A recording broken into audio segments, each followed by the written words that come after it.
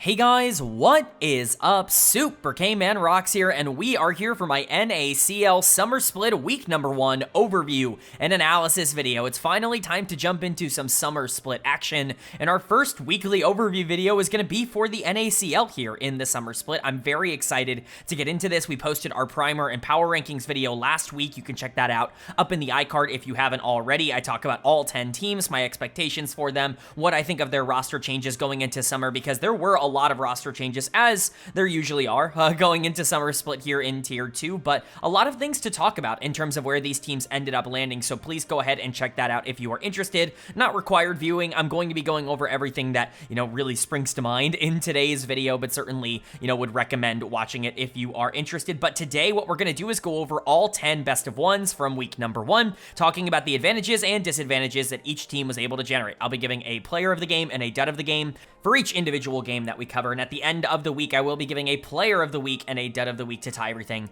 into a nice, neat little bow. We'll be updating my personal power rankings at the end of the video, as well as we always do, from number 1 to number 10, kind of talking about where I think, teams ended up landing now that we've actually had a chance to see them play, but most of today will be spent talking about the games themselves. Format is a little bit strange. It is best of ones, 5 best of ones per day on both of the weekend days.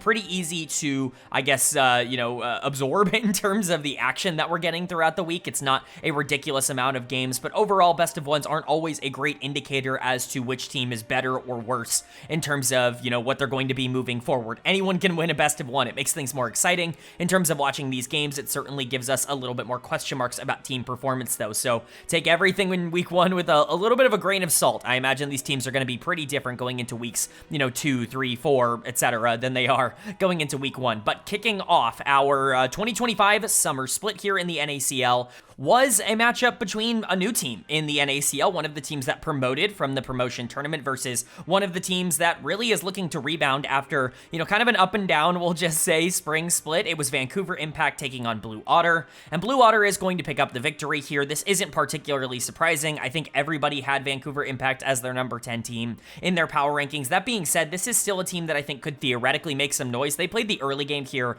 very well, and I think that there were actually some encouraging traits that don't necessarily show up in terms of the KDA or the scoreline or what you would see on the screen here. This was much closer, I think, than you would naturally assume just looking at the box score, but Blue Otter definitely with a better performance down the stretch. Certainly was more clean in terms of their, actual production down the stretch of this game and going into the team fight stage, which I think is obviously very encouraging for a team that, quite frankly, was the opposite for a very long time. Even going back to last year, this was kind of a team that we talked about getting very consistent early leads and not always being able to close out games as consistently as everybody else. It's nice to see them maybe even struggle a bit in the early game trade, 2 for 2 or 1 for 2 in a couple of exchanges, and then be able to rally and come back and, pick up the win relatively cleanly. So let's go ahead and talk about it. Player of the game for me is going to go to Rovex in the support position. Didn't really have to think about this one all that much. The Rel was the most important champion in this game in terms of all the flank and engage angles that Rovex was able to find. One of the reasons why I was so much higher on Blue Otter than it seems like everybody else was,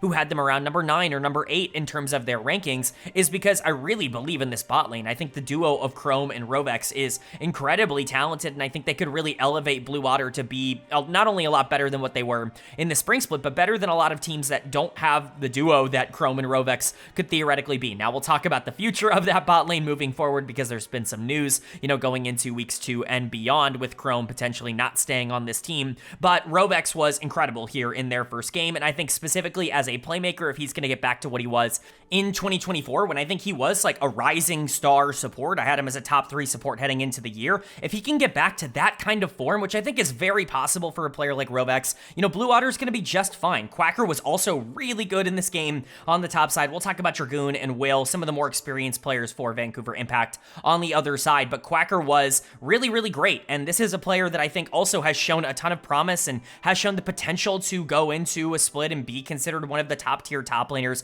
He's just not had the consistency to actually be able to back that up. If you have players like Quacker and Rovex performing at such a high level, that's really going to elevate Blue Otter and what they can be for the rest of the year. Chrome, I think, also had a pretty solid game on the Jhin. Samikin was really solid on the Azir, even if he wasn't all that great in lane going into the Ziggs. That's kind of expected in the Ziggs versus Azir matchup. You're not going to freak out too much by the fact that the Azir was set behind early. Samikin's team fights were really good on that champion. And then Low Jazz was definitely more active and more proactive in the later part of the game in the jungle role. general, we'll talk about Vancouver Impact. They really struggled to maximize their own team comp. It really felt like they didn't have a great understanding of where exactly they wanted to put their resources in the mid to late game, and that just led to situations where they weren't actually piloting their champions correctly. You know, I'll talk about why I think that that's something that's very fixable for them moving forward, but it was nice to see Blue Otter have a very good idea of what they wanted to do. Low Jazz was a pretty big question mark for Otter coming into the split. He was somebody that obviously was fine on AMI last split. He was somebody that performed okay, but the expectations were pretty low for a player that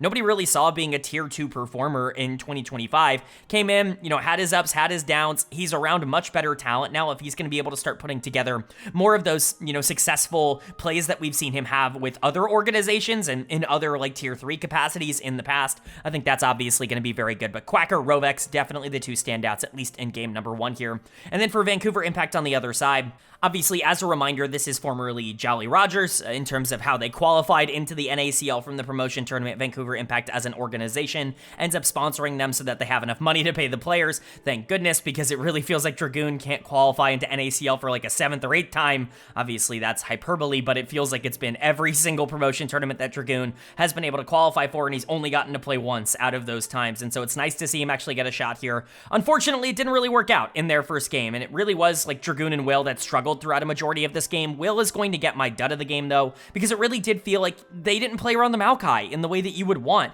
This was actually a decent start for Vancouver Impact. Sudsy was in a great spot on the Ziggs. He was pretty far ahead. He was able to pick up a double kill down in a bot lane trade, and he was pretty far up on the Azir, in particular in terms of the CS and gold differential he had.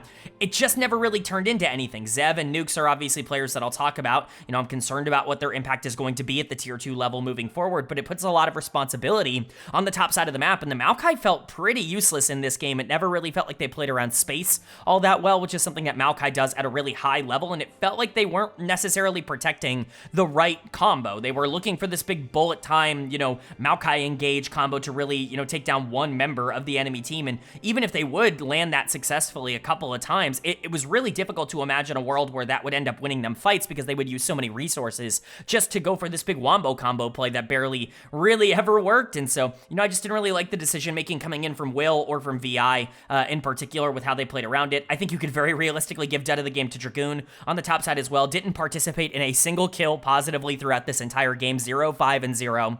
On the Jax is never good, and I think especially when Quacker was so relevant on the Rumble throughout the back half of this game when he was genuinely one of the standout players, for Dragoon to just not be very good, it's not a really encouraging sign. I think there are things to build off of here. Sudsy was, you know, pretty solid for VI. I think he was definitely the best performing member. You know, I had my question marks about whether or not this bot lane was going to be productive enough to be able to survive at the tier 2 level. They weren't awful here, but definitely were outplayed. I think looking at someone like Rovex as a playmaker, Nukes was, you know, somebody that came in and a lot of people had him hyped up as a really big playmaker coming out of the promotion tournament. I just need to see more out of VI. You know, they're going to be 10th place until they prove that they're not. I don't think this is a bad team. I don't even think this is really like what Pulse or even AMI were in the spring split, where we were questioning, like, are they going to be able to compete with the other teams? I think VI is talented enough to be able to do that. It's just right now, Blue Otter look like a team that did get better going into summer split. I think they went and proved that. We'll see how they end up proving it later on in the week against Luminosity, a much tougher challenge, but at least for now, 1-0 is a pretty good place to start. Then moving on to our second game of day number 1, and this did not go as I anticipated. A pretty big upset already on day 1 as we saw Luminosity Gaming taking on CCG Esports, and CCG is going to pick up the win here, and they're going to do so in pretty dominant fashion. Great draft from CCG. This is just one of those wombo combo drafts that they clearly have a lot of experience executing on, and it didn't necessarily feel forced. I think a lot of times the problem for these kinds of drafts, if you want to go for something like Yasuo, Orianna, Galio, like all of these, you know, big knock-up combinations, Xin Zhao, obviously Alistair, is that you feel like going into draft, like, we have to go this, we have to set up for this, and we have to make sure that no matter what they're picking, you know, we have answers to it. But this feels a lot more natural into the comp that LG have. You know, you see the Rumble get taken on the top side, so you answer with the Galio top lane. You see immobile carries and things like Varus, things like, obviously, Corki is mobile, but only for a little bit of time, and so it actually makes a lot of sense to go for something like Yasuo in the later half of this draft, because you do need a lot of AD damage coming coming down on the bottom side, and you do have a pretty good angle to be able to get onto main carries. So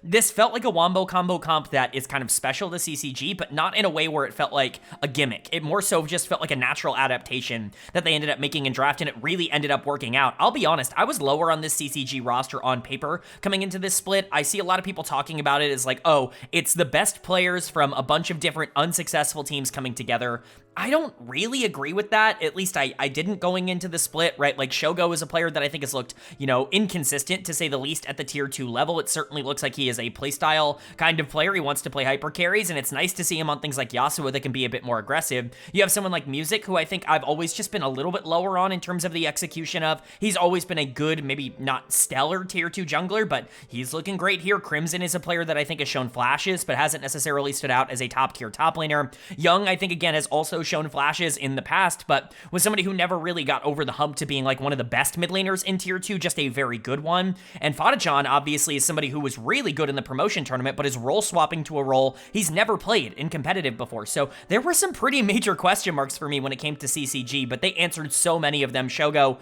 is of course going to get player of the game. He's the main character of this game on the Yasuo, regardless of whether or not I think he was the most important, because Music was awesome in this game. I think that is very clear and very worth pointing out. Not only did he do the most damage on the team, but also he was really the one that was diving in and creating a lot of the setups for CCG as well. But at the end of the day, when you look at all the fights down the stretch of this game, it was Shogo that was coming in and capitalizing on the things set up. So really happy to see that for Shogo. This is a player who I did criticize quite a bit in spring because I just wanted to see him branch out a bit more from the Aphelios, from the Zeri, from the Jinx, you know, the things that obviously he was successful on in tier 3. It felt like those things weren't quite as consistent in tier 2. It's really awesome to see the Yasuo come through, especially with Young on the team, who's a pretty notorious Yasuo player. Even Crimson has played a bit of Yasuo in his tenure here, so nice to see that they trust Shogo enough to give him that reign and for him to actually like make it worthwhile.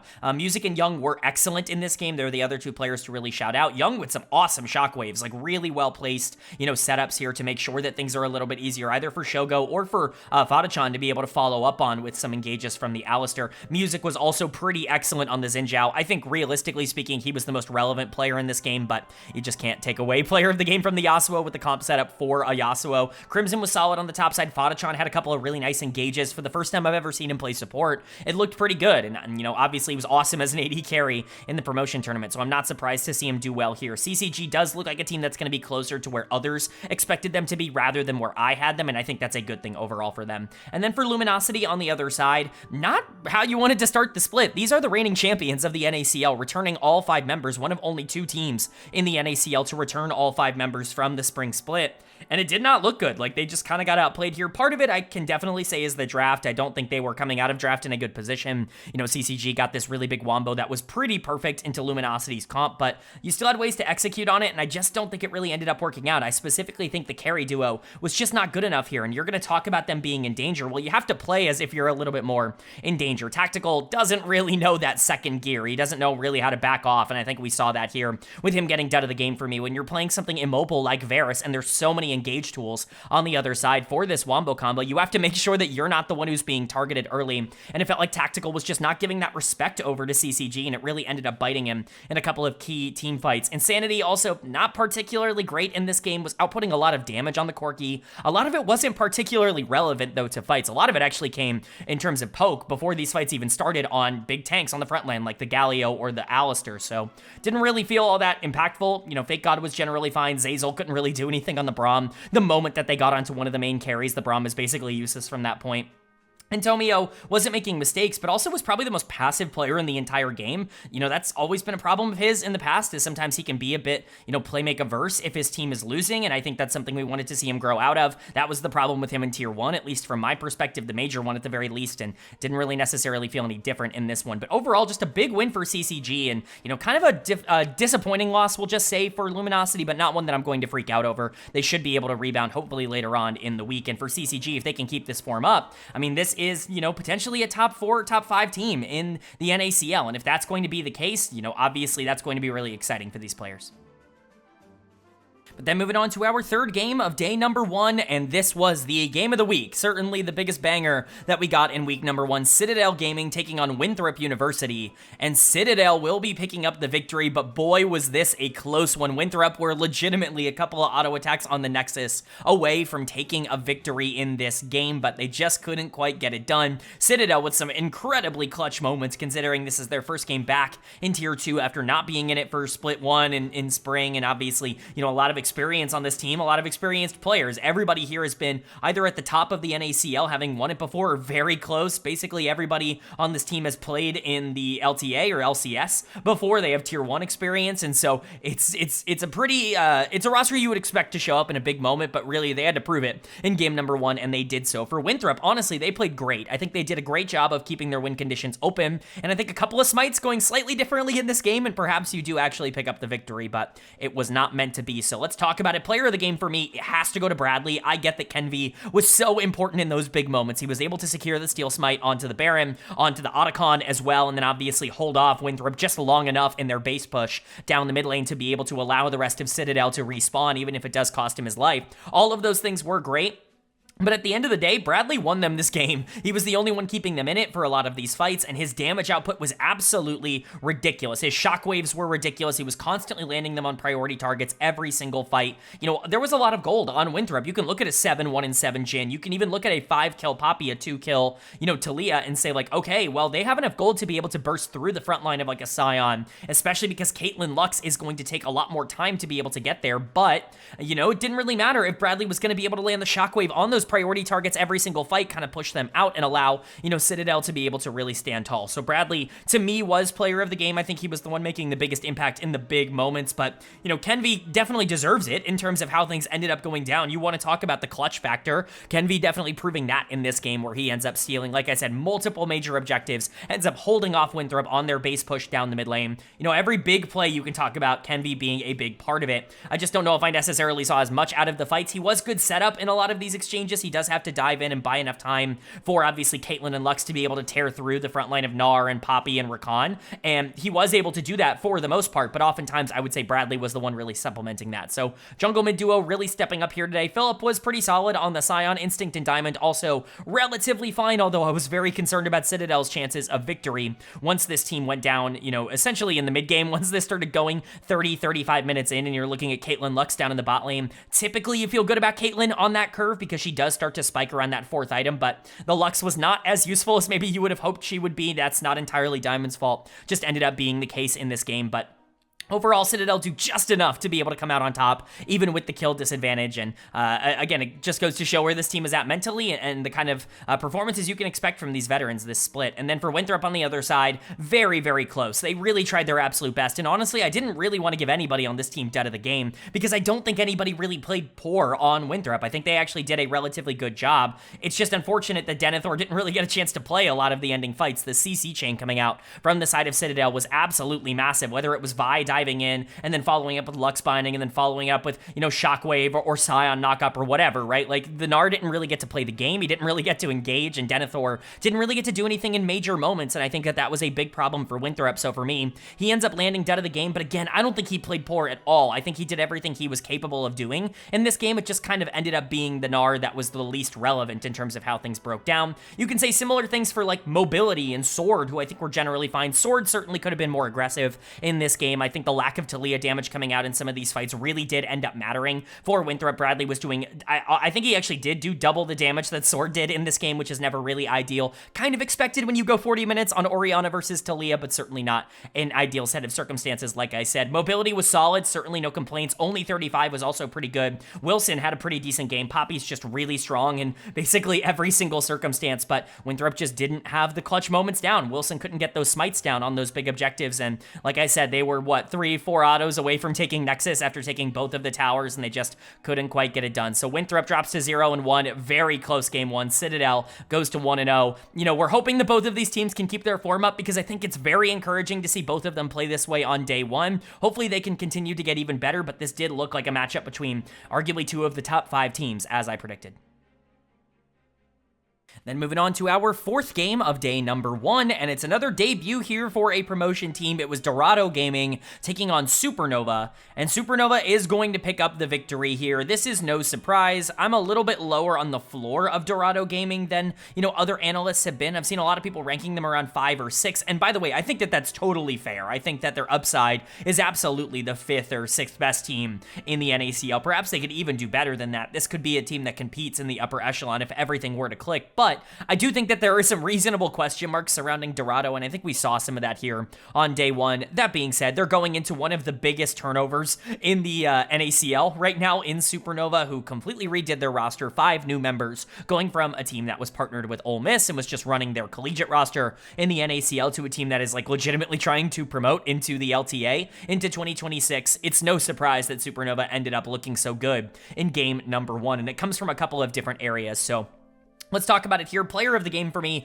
is going to go to Hoarder in the top lane, although I did consider Scary Jerry or Breezy down in the bot lane as well, because I think both of them also were absolutely terrific, especially in the early game here. But Hoarder was just a monster. I mean, the damage output on that Scion was utterly ridiculous, and honestly, I'm really excited to see Hoarder kind of breaking through into the upper echelon. Every other player on this team has had consistent success at the tier 2 or, tier 1 level. In Dardok's case, as somebody who's been successful there before, these are all very well-known, very veteran, very experienced players. Scary Jerry coming back down from tier 1. Players like Breezy having a ton of success over the course of their time in tier 2 and being mainstays at this level. Obviously, Blaze Olive and Dardok also very experienced tier 1 players. Hoarder was kind of the odd man out in terms of, veteran status coming into the Supernova team, but there was a reason that he was picked as the top laner here, and it's because he really does have that kind of upside. He showed it on conviction in split number 1 in the spring split here, where he was really good. I could not stop singing the praises of Hoarder. I think he's a top 3 top laner in the NACL at bare minimum right now, and he went out and really reproved that. Honestly, the player that he reminds me of the most might come as a surprise to some people if you haven't watched tier 2 in a little while, but Faisal, a little while ago for both Fear and FlyQuest. Hoarder reminds me quite a bit of his, development as a prospect. Hopefully he can, continue onwards and have a little bit more of a successful trend than maybe Faisal had, who's not in the league anymore, but I really like Hoarder, and I think he can be a top 1, top 2 top laner, even by the end of this split, if everything were to click. And honestly, he might be there now in terms of the production, just with a better team around him.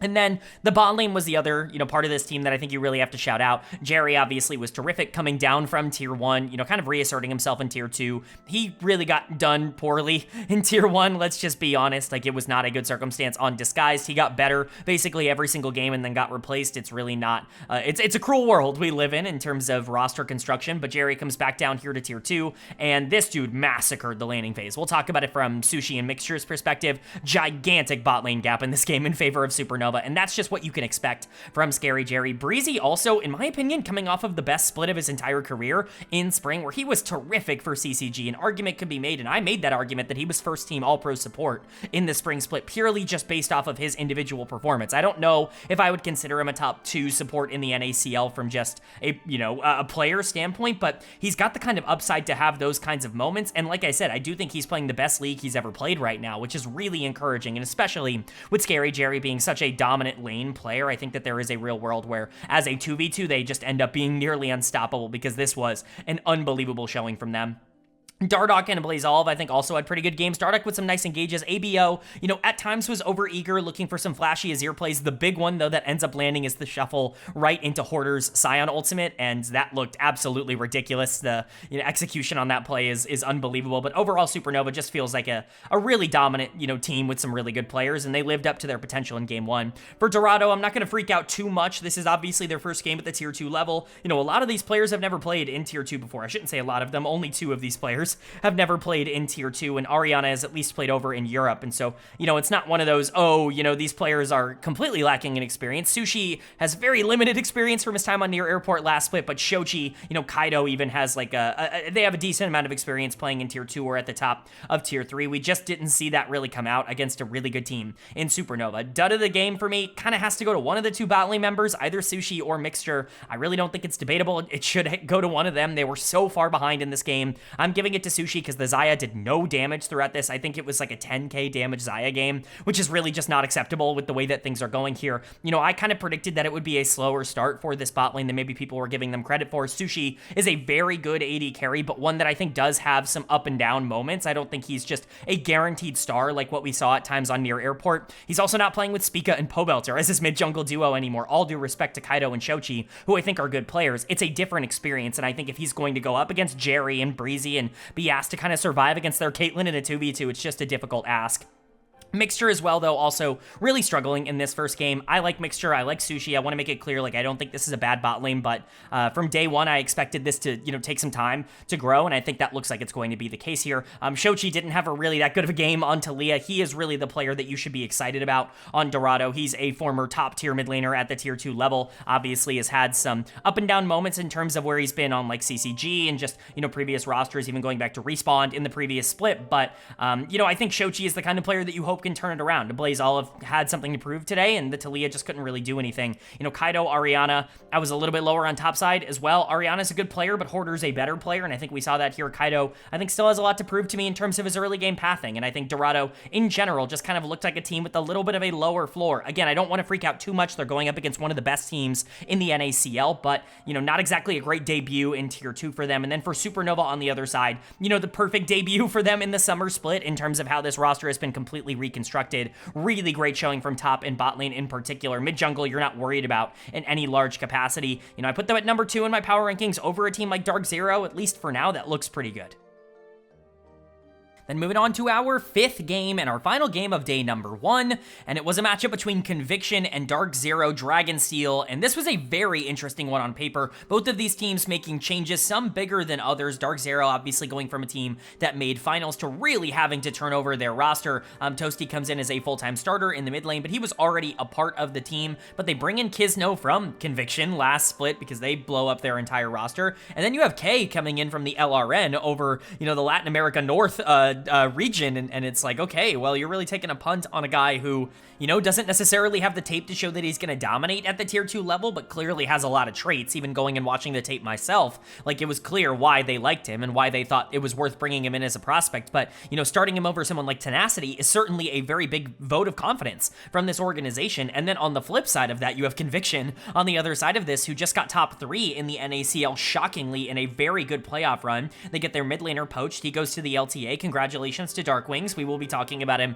in the LTA primer in just a few days, but they decide to go in a completely different direction. They go a full content team, and I call it a content team because I think it's fair to say that they are, considering the fact that they're streaming every scrim and that this is, a bunch of people who have been creators for the most part over the course of the past couple of years, but these are competitive players as well. Everybody here has experience playing competitively, either in tier 2 or in tier 1, right? Like Viper, Stunt have spent, excessive time in tier 1, and so, you're looking at players that do have competitive experience, but for the most part are not, predictable in terms of where their current form are at. And it's a really interesting matchup. DarkZero obviously coming out on top in a pretty dominant game, all things considered. And it kind of was in the way that you would expect, where it's just, okay, DarkZero, Conviction, they were relatively even throughout the early part of the game. Conviction have good players, and, they have a good, understanding of how to play early laning phases. Like, their players are very talented. But once it got into, like, the mid game and you had to start side laning and you had to start making macro decisions and, the competitive aspect of the game started to come in, that's where DarkZero just took a gigantic advantage, quite frankly, in terms of how the game was played. And again, I think you could have predicted that,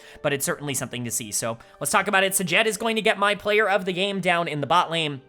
Pretty great game from him on the Kai'Sa. Outplays a couple of really nice attempts, I would say, overall from Conviction to try and dive him in the early game. The Kai'Sa was definitely, it had some pressure put into it alongside Kay on the top side with the Rumble, but really I think it was Sajed's ability to survive and be able to thrive in some of these exchanges, pulling out kills in situations that I think were pretty difficult to win in and ending up, snowballing the game on the Kai'Sa that really puts DarkZero ahead. The bot lane is the one returning piece here for DarkZero. Sajed and Zyko, obviously the starting bot lane last split as well, and they have a ton of experience winning tier 2, so you can really trust them in those instances. Them coming out here and really showing, like, yeah, we are the backbone, the core of this team, I think was a really important showing for DarkZero in stage 1. So Sajed looking very good, Zyko I think looking very good, Toasty I think also had a really great game. I've gone on and on about how high I am on Toasty as a player. Honestly, I'm not going to sit here and say that I'm shocked Disguise didn't go out and get him as a starting mid laner, but, I think Toasty has tier 1 upside right now, like in terms of just where he's at, and he had a couple of really nice plays in this game Again, not a perfect laning phase, but you're playing Azir into Aurora, not exactly the easiest 1v1 lane in the world, and when you talk about like side laning and playing out the mid to late game,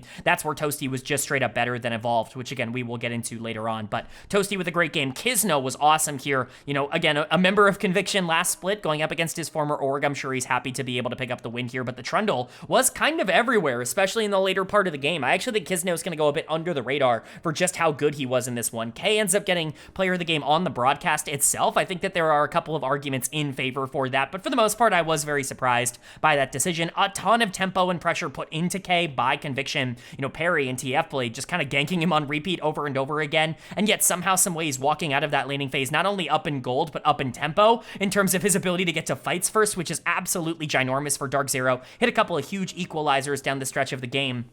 I can understand why you would look at that performance and be like, okay, well, Conviction's entire game plan was to pump resources into top lane, and it didn't work. K was too good to be able to take that down. I think bot lane being able to snowball the game, and even Toasty and Kisno, what they were able to do in side lanes, I think was really important for the game as well. But just kind of an overall good performance from DarkZero, especially in the mid to late game where they really did just pull ahead. And for Conviction, like, I hate to make it so binary, but again, some good early game plans, some good early game ideas, just some poor execution in the mid to late game that really ended up, you know, kind of coming back to bite them. It's why Evolved is going to get dead of the game here for their first game of the split, because he just got caught in side lanes way too often. It really felt like he didn't respect the fact that he could get collapsed on, and it happened multiple times throughout this game, and that's something you just kind of have to work out of your game when you're going back to competitive. Again, Evolved is somebody who's had experience at tier 2, at the tier 2 level before, obviously playing for TSM Academy many years ago, and so I'm not worried that he's going to be able to figure that out. He's always been a smart player in terms of how he plays the map. It just wasn't there in game number 1, and that really needs to evolve, pun entirely intended, and to grow over the course of this split. If he's going to continue to play side lanes this aggressively after generating a lead for himself, it's not really going to matter what he can do in the 1v1. You know, Viper and Stunt, I think their score lines are maybe a bit worse than like their actual gameplay. Viper actually had a play early on in this game where if he ends up picking up a kill onto Sajed and ends up living and surviving in that circumstance, perhaps the game goes entirely different. It just didn't end up working out like that. Down the stretch, Viper was doing no damage. Stunt was really able to get in and do anything, so really not ideal in that instance. Parry and TF Blade spent so much time trying to get K behind, and it just didn't work. TF Blade was quite bad in this game on the Gwen. The question is going to be, can he still succeed when he's not playing with Spica and Pobelter as his mid-jungle duo, arguably the best mid-jungle in the entire league? Can he have as much success as he did in spring? That is a major question mark for him as a player. For now, you know, a lot of the concerns with Conviction kind of came out here, but again, as we said with Dorado, you know, going up against one of the best teams in the league, it's not exactly, oh, wave the flag, like it's over, it's doomed for them. Like, I absolutely believe that they can rebound from this, but for DarkZero, kind of proving that they're still in a spot that they were in last split, where they can still be one of the top tier teams. It's just going to take a little bit more convincing for me to believe that they're going to be able to do it like 100% of the time, but top 3 feels very clear right now. But now moving on to day number 2, the second half of our week 1, and we kicked off day number 2 with a matchup between Luminosity Gaming and Blue Otter, where Luminosity is going to pick up their first win of the split. They're going to move to 1-1. Blue Otter will also be moving to 1-1 with a loss here on day number 2, but this is more so how we expected both of these teams to look going into this split, where, you know, Blue Otter has some things going for them. You know, I think this was much more so the expectation with how they would play, where their early game actually was pretty okay. Quacker, you know, had a pretty decent early game, all things considered. Samikin was making some nice plays coming out of the mid lane, but they just can't really handle the might of the best teams in the league when it comes to the late game, I guess, in terms of the execution, which I think we saw here. Very similar to the game we just talked about previously with Conviction and DarkZero. And for Luminosity, much better execution from them than they had on game number 1 against CCG. I was honestly surprised with just how bad the carries were in that game for both Insanity and Tactical. Typically speaking, they don't make positioning mistakes quite like that. Well, Tactical does, right? Like, he's just a very aggressive player, but, you know, he kind of weeded that out in the spring split, so I was really hopeful that that was going to be more of an outlier. Luckily, it looks like that is going to be the case. So let's talk about it here. Player of the game is going to go to Tactical in the bot lane. Really hard not to give it to the legendary Corki in this one, but you can really call out multiple members of Luminosity, at least from my perspective. I think that this was a team game in terms of just how things got done. Tactical was the one who reaped a lot of the rewards for Luminosity setups, but at the end of the day, everybody really did a good job, and I'm going to call out a couple of players in particular. But when you go 14-0-1 on Corki, and when you're the AD carry going into a Jinx comp that ends up really popping off, yeah, that's going to be player of the game worthy. Like, that's just how things go around here. So credit to Tactical, credit to Luminosity for getting him into a good position. I put him as my number 1 180 carry heading into the split. I know a lot of people had Scary Jerry in that position, but I really believe in Tactical as a player, maybe a little bit more so than other analysts do, and so I'm really glad to see him actually come out on day number 2 and look a little bit better than he did on the Varus in game number 1. I'm still a little bit concerned about mid lane, but, you know, Fake God and Tomio, I think, were really excellent in this one. Tomio in particular, don't look at the 2-2 and 8 scoreline on the Trundle and say like, oh, you know, he was maybe, you know, part of the reason why this team was struggling. No, that was not the case at all. He was, you know, really important in a lot of these team fights. This Trundle was in a really good spot for a majority of this game, and it was his dominance, I would say, over Low Jazz that really ended up making this game impossible to play for Blue Otter as things went on. Fake God, I think, played really well after the early game. You know, even the early game was fine for him. I'm not trying to sit here and say that he underperformed or anything like that, but rather that I think, you know, mid to late game, he popped off. Some of these team fights, the Rumble was ginormous. Zeyzal is still one of the best shot callers, if not the best shot caller in tier 2, and I think we saw that in terms of their execution in the back half. Again, Insanity is the one player where even in the regular season last split, I was like, you know, I'm waiting for that big breakout performance. It happened in the finals where he had his best series of the entire year up until that point. Hasn't necessarily shown up so far in week number 1, but I'm not super worried about him as a player. I think he's going to be just fine. But Luminosity, like I said, more of a team effort. Tactical, the one getting all of the praise, but Tomio, Fake God, Zeyzal, even Insanity to a lesser degree, really strong here on day number 2. And then for Blue Otter on the other side, I did give dud of the game to Low Jazz. I don't know how fair this necessarily is, but I do believe that the jungle difference in this game was the reason that it ended up being more difficult for Blue Otter to play this out in the mid game. This Xin Zhao was just not relevant enough going into the back half of the game, and I think looking at the jungle diff, like that really is what stood out to me in terms of why, again, they struggled to push forward. If you don't have Xin Zhao diving in, it's hard to set up for Jinx, which the entire comp is kind of built around here, playing around Chrome on that Jinx. I will say Quacker kind of played his way into potentially being dead of the game towards the back half here. Actually played the early game really well on Mbessa, a champion that's very strong in lane, very strong 1v1, as we know, but man, he ended up playing the back half of this game quite poorly. It really does feel bad because Quacker is one of those players that the good games just look so good as we saw on day 1, the bad games, he can make some really terrible mistakes, you know, late teleports, not necessarily being in the right spot, basically doing no damage throughout this entire game. I believe he was lowest damage in the game outside of the supports. I could be wrong on that, but I'm pretty sure he was not good on Mbessa. Overall, just not necessarily what you're looking for. I think Rovex was in the running for dead of the game here on the Rel, just never really found a good engage, although part of that was not really his fault. The game was pretty out of control by the time the Rel was supposed to be relevant. And then Chrome and Samikin certainly aren't the ones to be blamed for this loss. You know, Chrome is obviously the main character of the draft here. Jinx is always going to be that when you draft her down in the bot lane, but just not really a lot of ways to enable that champion. Samikin actually had a pretty good game. I think he was probably better than Insanity. In this one, it just didn't really end up mattering. Only so much you can do on Hui when Xin Zhao, Mbessa, Rel, all of your front line ends up being so squishy and you're not really able to fight when you're that long-range champion. So for Blue Otter, you know, again, more of what we expected where they just don't really have the firepower to keep up with Luminosity, who actually played up to their own standard here today. No crazy drafts that end up throwing them off early on in this game that end up countering them. They're just able to play, you know, clean standard League of Legends, and it turns out in that case, they still are probably the best team in the NACL. Then moving on to game number 2 here of day number 2, and it was a very weird matchup, at least from draft here, with Winthrop University and Vancouver Impact, and you might not necessarily see this as a weird game in terms of the picks that happened, but in terms of the circumstances that happened. Sword, you know, reportedly coming back from vacation, didn't update his tournament realm, ended up not in the right spot as draft ended up beginning, and that would cost Winthrop, I believe, a forfeit if everything were to end up going poorly. So instead of doing that, their coach, Tails, ends up subbing into the mid lane here as their mid laner for this game. They lose 3 bans in the ban phase process, 1 in the first phase, and then both of their second phase bans. And again, their coach is playing in the mid lane, or at least one of their coaches. Tails and Artemis both, I kind of know as bot laners, and so definitely surprising to see, Tails come into the mid lane, but who cares? It doesn't matter. Winthrop win anyways. They're the better team, and Vancouver Impact continue to really struggle to start out the split. Crazy set of circumstances here, but overall, things really do go according to plan for Winthrop. Couple of really big standouts here. 3 players that I think played absolutely unreal for Winthrop. Denethor is going to get player of the game.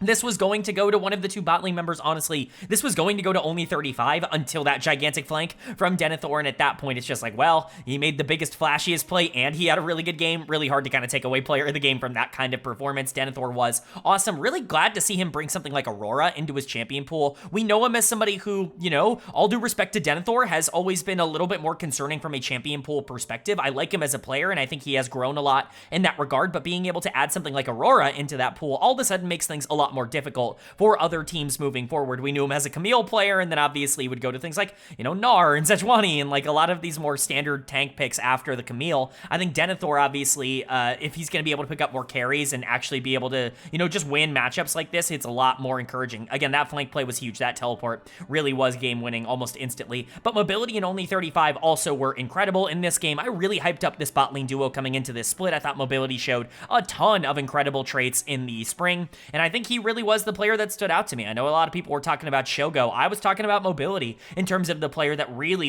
impressed me from the tape that I saw. That carried through here on the Lucian, where he was really excellent. Only 35 though, probably would have been player of the game if not for that gigantic flank play from Denethor. He was excellent. I mean, we're talking perfect Nami ultimates. We're talking, the Nami champion in general just being super relevant. That healing in the mid-game skirmishes was ginormous. And then bubble after bubble after bubble landing. This is not the easiest skill shot in the world to consistently land at the pro level, and only 35 made it look point and click.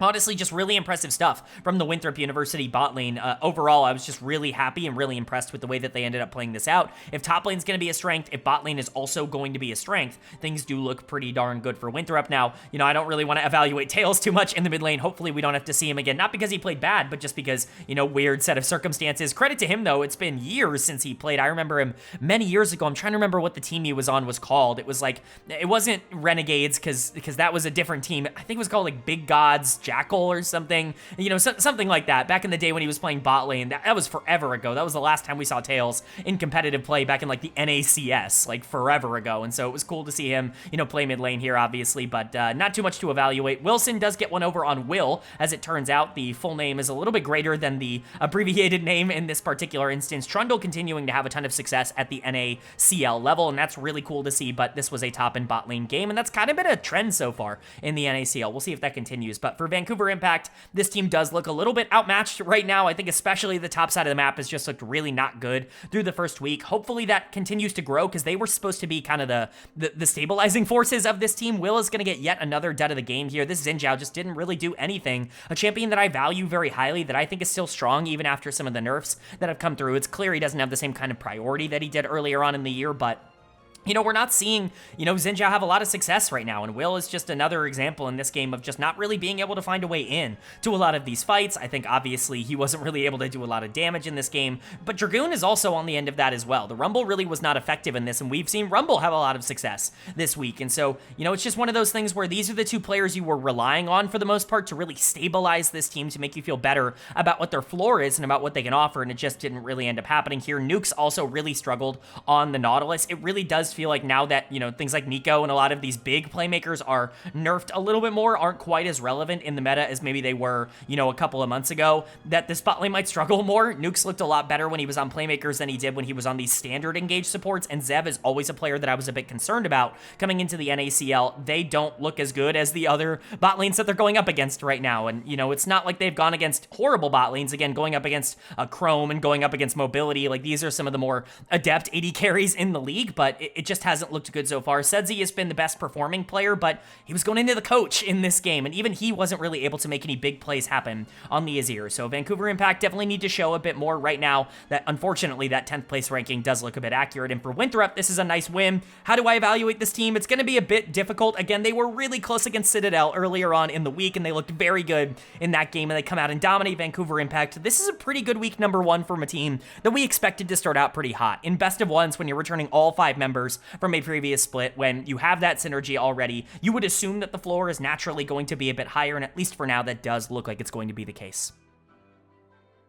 Then moving on to game number 3 here, the middle game of day number 2, and it was a matchup between Dorado Gaming and DarkZero Dragonsteel, where DarkZero is going to pick up their second win. They're going to be the first team to move to 2-0. And they're going to look pretty good in doing so. They were the better team in this game. I think it's very clear where Dorado's weaknesses are. Fortunately for them, they're going to fall to 0-2, but I wouldn't be super worried about Dorado. There are some encouraging traits. I think some really good, gameplay moments coming in out of Sushi, out of Shochi in particular in this game here on the Orianna, but they went up against DarkZero and Supernova, two of the best teams in the league. 0-2 is obviously unfortunate, but these are expected losses, even for a team that wants to try to get top 4 or top 5. They could go on a pretty big run after this. They got some of their hardest games out of the way at the start of the split before they've got, a full chance to really get used to playing together. That might even be a good thing in the long run. So, not really super concerned with Dorado, but very happy for DarkZero that it seems like they are just going to keep their form up. I know there was some concern, at least from me, that this team might not actually just be all that good right now in terms of what their roster was looking like. I really like Toasty, and I think the bot lane was very solid in the spring split, but there was some concern that, okay, you're losing not just Yuji, but Spyrax, who's been a core member of this team. Your top laner, Zamudo, who was the MVP of split 1 of the spring split here, is gone, and you're replacing him with somebody who's coming from the LRN. It just didn't necessarily feel like a team that was going to compete to be number 1 in the same kind of way, but if they are going to play the way that they have through the first 2 games, it might definitely still be possible for them. K is actually going to get player of the game here in their second game of the week. He got it in both of them on the broadcast. This was the only one I felt good enough to give it to him for real, and even then I still had some concerns because what we're learning about K is he's going to fit right in tier 2 in North America because he is a feast or famine top laner. Honestly, he reminds me quite a bit of a young Zamudo in terms of how he plays the game, where he'll have these incredible moments, especially late game, where he'll pick up a triple kill or a double kill on a great Jax flank and, play these endgame fights really well. He'll have some really good moments in lane where he is able to kind of express his mechanical talent, but he'll make some major mistakes in the mid game as well, and you kind of just have to live with that. Hopefully he ends up working some of that stuff out. He had that here on the Jax where he was in a great spot going into the mid game, ended up getting caught a couple of times in just bad spots and made up for it in the back half, but you want to weed out those middle moments. If you can do that, he can turn into a dominant player in the same way that Zamudo turned into a dominant player at the tier 2 level by weeding out a lot of those mistakes. And again, hopefully DarkZero sees similar things in K, because I really do believe that he's got a lot of talent there. I think the other players that I considered, Sajad, once again, down in the bot lane, was really, really strong here for DarkZero. He's been great to start this split. He's going to be in the running for player of the week. He really was that solid. Sushi's not a bad player, even though he is struggling a bit more out of the gate here for Dorado than he did for Near Airport, but Sajad definitely looked better as a bot laner. Kizno was really good in this game, once again on the Trundle, and, just kind of showing that this was a smart pickup for DarkZero. I had some concerns with whether or not he had top 1 or top 2 jungle upside. I think we're kind of seeing that he does right now. These are some great performances, honestly very reminiscent of what they were getting in the previous split. It's certainly more than what they got out of Shimmer and Kryra, at least from my perspective.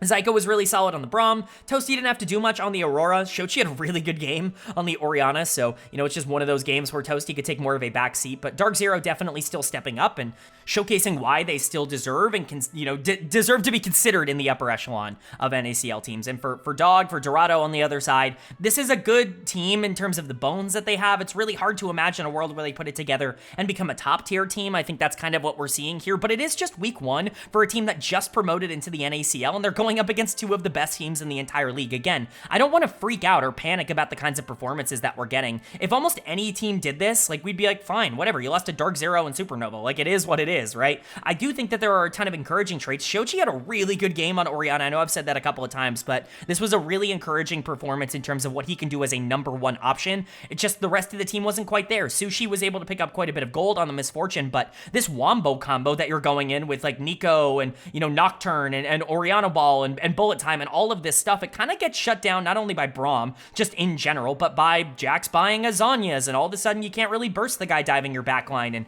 it's a lot more difficult, and now it buys time for Lucian and Trundle and Aurora to start dealing damage. Your Wombo combo doesn't work quite as well if not only are you down in gold, but you also can't really, commit to the Wombo combo. It just is a bit of a difficult draft from Dog if things end up going poorly, and I think that unfortunately ended up happening. Dead of the game should go to one of Orianna or Mixture, at least from my perspective. I'm giving it to Orianna. On the top side, 2 young, strong top laners here from a mechanical perspective, but Orianna just didn't really have the damage to break through on the Gwen in this one.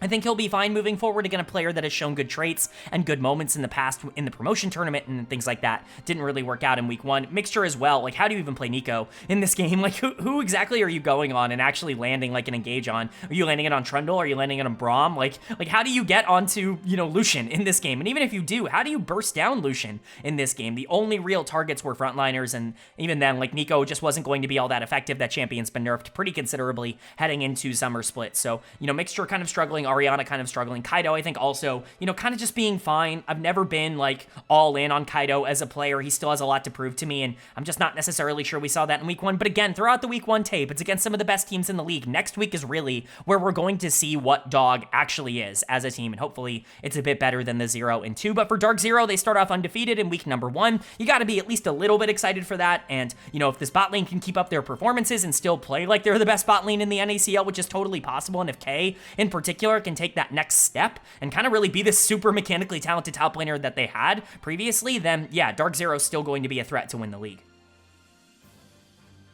Then moving on now to our 4th game of day number 2, and another shocking result, at least for me, Conviction taking on Citadel Gaming, and Conviction getting a big win here, picking up their first win of the split. Honestly, this is a gigantic victory for them. Citadel proving on day number 1 that they are a team to be reckoned with. They had their own mistakes, and they still are growing into their own, here in Tier 2 with, them being promoted through the promotion tournament, but they were pretty big favorites, I think, heading into this game, and Conviction just outplayed them, I think, in a lot of really important areas. It's a big win for Conviction, kind of proving that they do deserve to be here, that this is a team that will be able to compete with, at the very least, the upper middle tier of the NACL, that they can fight for those, top 4 to 5 spots just like everybody else is going to be able to do. So exciting to see that from Conviction, but let's talk about how they ended up getting there. Really, there is one player that stood out to me way more so than the others, all due respect to Conviction. I think everybody played well here, but this was Viper's game through and through. He's going to get player of the game on the Ezreal here. I didn't have to think about this one all that much. Viper was the main character for Conviction in this performance. I know that Evolved ended up getting it on the broadcast, that, chat ended up voting for that. I think it's because Evolved is more popular. I think Viper was the guy for Conviction in this game. His aggressiveness on Ezreal was astounding. Like, this guy is clearly a former top laner because he was playing like he was a tank in this game, and they, Citadel had to be so scared of him because he was, arcane shifting forward constantly and just outputting so much damage over the course of these fights. Even when they would trade Viper, like, he would get so much damage off at the beginning of these fights that oftentimes it was worth it. The rest of the team could just clean up from there, and it was very rare that they could actually land onto Viper in the first place. He looked so comfortable and so practiced on this champ. I know a lot of people have talked about his Ezreal in solo queue, and I think we definitely saw that version of him here in this matchup, but exciting to see that. Again, a player who has only played a couple of games in the bot lane his entire pro career. He's been a top laner, and, he played a little bit for 100 Thieves Challengers or Academy or whichever one it was a couple of years ago as a fill-in, for Unforgiven. But this was really kind of his debut performance in the role, and boy, is it looking good in week 1.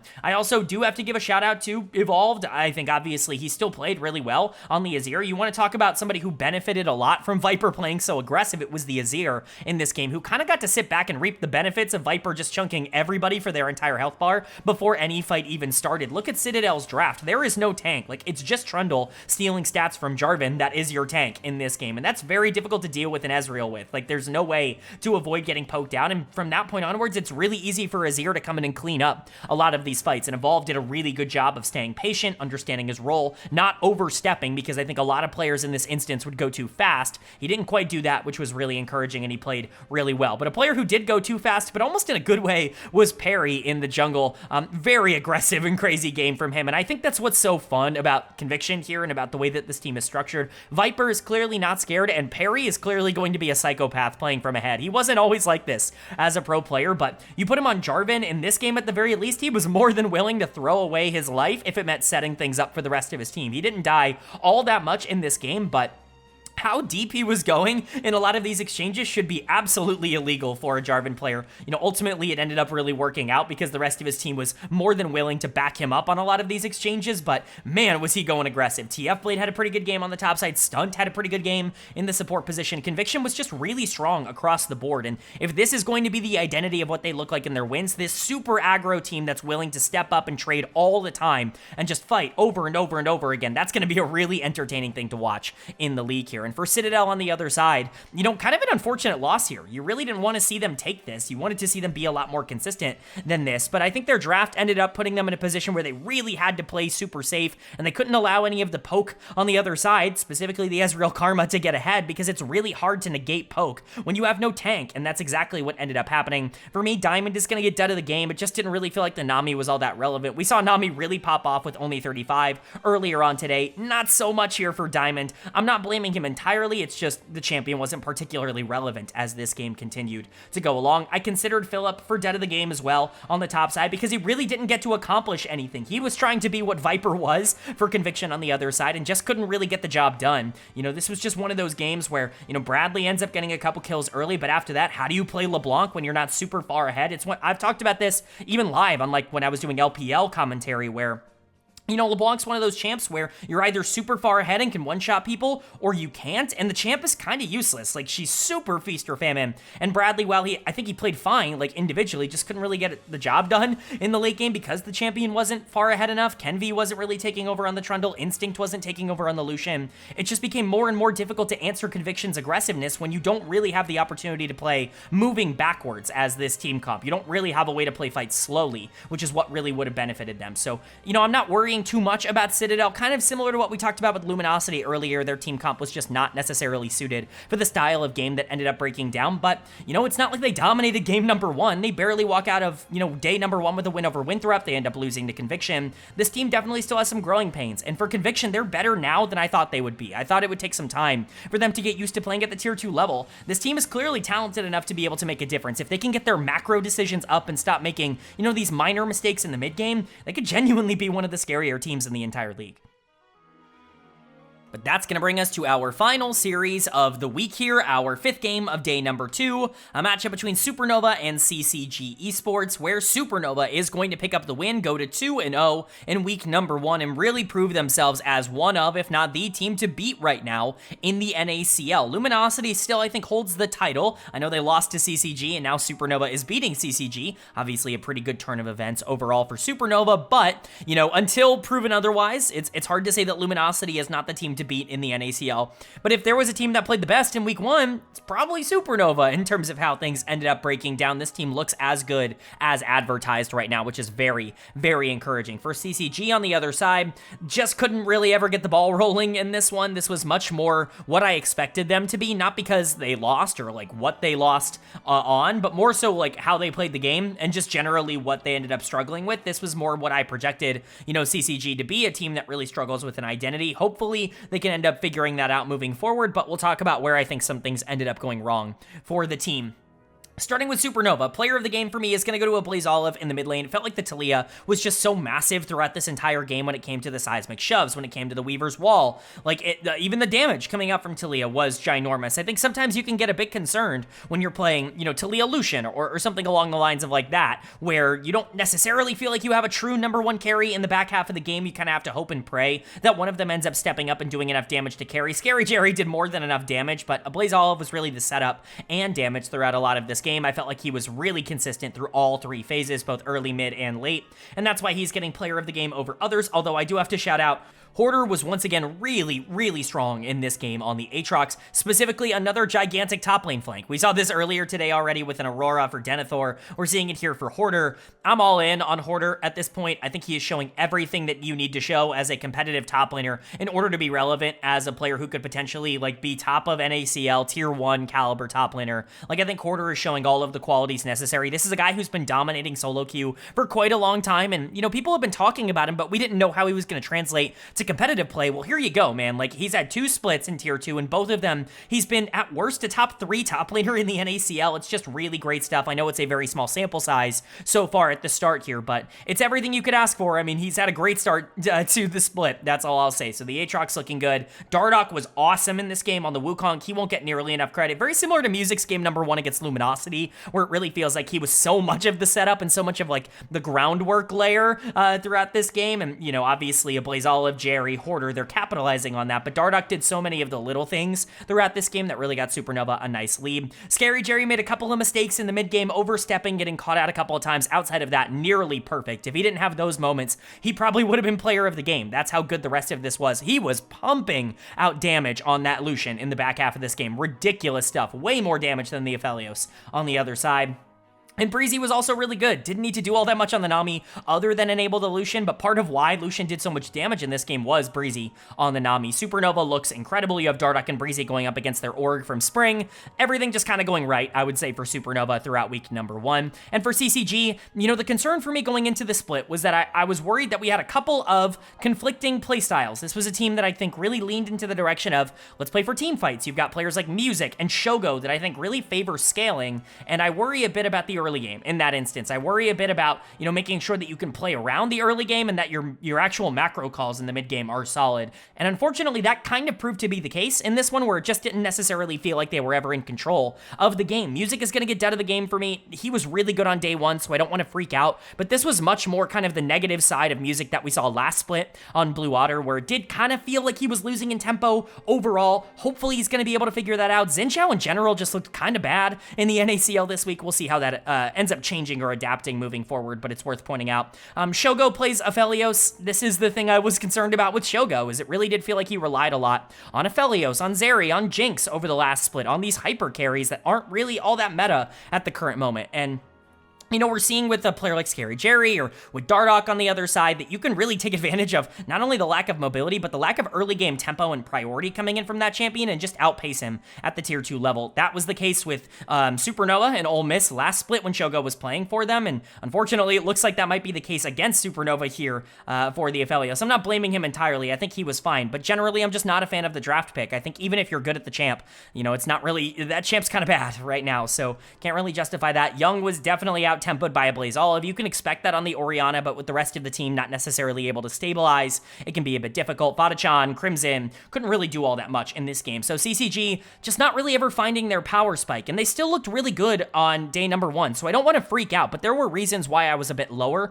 on this roster construction than maybe other people were. I think we saw some of those here in the second game. We'll see which version ends up showing up in week number 2. Again, you know, it's Supernova. This is one of the best teams in the league, the team that looked the best in week number 1. And, you know, CCG still was able to take down the defending champions in Luminosity. I'm not going to freak out over that, but Supernova looks incredible. They look like everything they were advertised to be. This is a genuine super team in terms of the talent they have available to them, and honestly, they could be pretty heavy favorites, not just to make the promotion tournament, but perhaps to promote into the LTA. All right, but that is going to do it for my NACL week number 1 overview and analysis video. Up on the screen, the updated standings after 1 week of action. 2 games have been played for each of these teams. It's really hard to read in too much, and that's why when we talk about my power rankings, which you can see to the right of every single team where I power rank them, how that's changed from my preseason analysis to now and the streak that they're on, you're not going to see a lot of changes because I'm not going to try to freak out over 2 games played. I am going to talk about these teams and whether or not I think they're moving in the right or the wrong direction, but I'm not going to sit here and tell you that they're going to figure it out or that they're not going to figure it out. I have no clue where these teams are going to go. So the only change I'm making is CCG will be moving up to number 6, Blue Otter will be moving down to number 7. I just underestimated CCG a little bit. It feels like this team is going to figure some things out, and Blue Otter is still a good team, but you know, they have their own little sets of issues, and especially if Chrome is not going to be on the team, even if they are getting, you know, a good bot laner coming in Array to replace him for the rest of the split, it's not quite the same upside that maybe I was looking at before. So for now, that's going to be the change I make. You could theoretically put CCG even higher because they beat Luminosity. Supernova could be number 1. You could have a team like, you know, I don't know, Winthrop all the way up there because they competed against Citadel and then went out and won their game earlier and day number 2, and like Citadel struggled. Why are they at number 4? Like,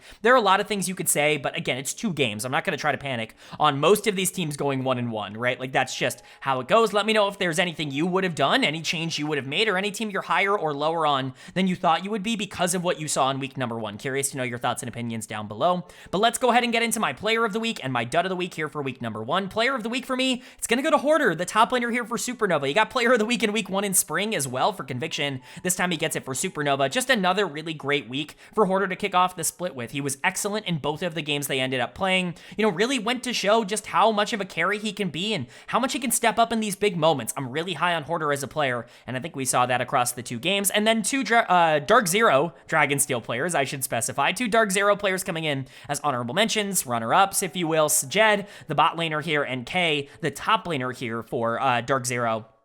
Coming in as those honorable mentions, DarkZero looked excellent across this week. K ends up getting player of the game in both of their series, but I think the first one was a little bit more questionable in terms of just, how much of an impact did he have. I think Sajed was probably the best player for DarkZero this week, but still made his own set of, up and down plays, so both of them getting honorable mentions while Hoarder gets the award himself. And then dud of the week, unfortunately, is going to go to Will, the jungler for Vancouver Impact. I really like Will. I think he was the player that I was most excited to see coming into this split because obviously as a former top prospect, somebody who I had raved about on this channel when he was with Dignitas and 100 Thieves back in the day, he looked really good in the promotion tournament, and I thought he could be figuring something out. He was a player that I expected to look good individually, even if his team wasn't necessarily productive. That did not happen in week number 1. Will did not have a good week. Hopefully he can bounce back. So Will, dud of the week for week 1, Hoarder, player of the week for week 1, but that's going to do it. I do hope you guys enjoyed. If you did, leave a like. It really does mean a lot to me. It lets me know you guys are enjoying the content, and it does help get this video out to a lot more people, which I'm always very appreciative of. If you're new here, hit the subscribe button. We're going to be posting about the NACL every single week on this channel, so if you want a comprehensive overview of that, as well as all 4 of the major regions, LTA North, LEC, LCK, and LPL, this is the place for it. Hit subscribe and hit that bell so you can be notified when those videos do go live. But with all that being said, I hope you all are having a great day. I hope you continue to have a great day, and I will see you all